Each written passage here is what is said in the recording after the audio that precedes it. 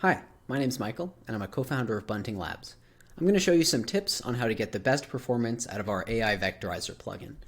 So first, once you install the plugin, which can be done by going to the Plugins menu in QGIS, Manage and Install Plugins, and then searching for Bunting Labs, you can activate it by having an active vector layer with toggled editing, and then activate our plugin by selecting this icon, Vectorize with AI.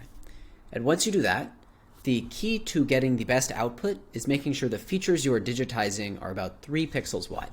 So for more thin features, such as the contours on this map, you would zoom in, and for larger features, you might have to zoom further out. And to run the AI, all you do is you zoom in to the appropriate level. So for these lines, I might zoom in about this far, and then make one completion along the line, and then let it run, and hands off.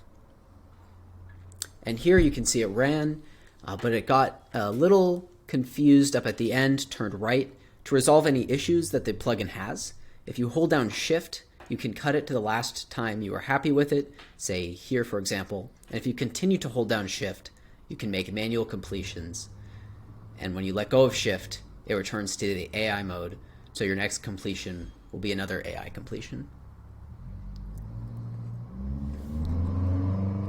And once you run to the end, if you want to just continue making AI completions, you can just, without pressing Shift, just make another completion and let it run again.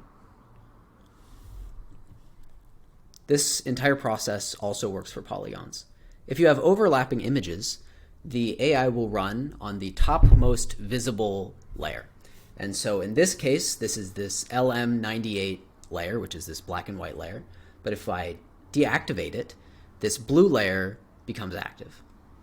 And because this is the topmost visible image, this is what the AI will run on.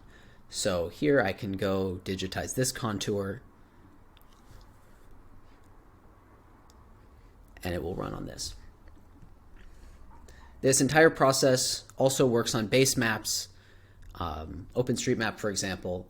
Not that you would necessarily need to, but just to show that it can. The plugin will just run on whatever is the topmost visible layer. Hopefully, with all this, you should be able to get a good start on using the plugin. But if you have any questions, once you sign in on our website, you're able to schedule a call with me to address any questions you might have. Thank you.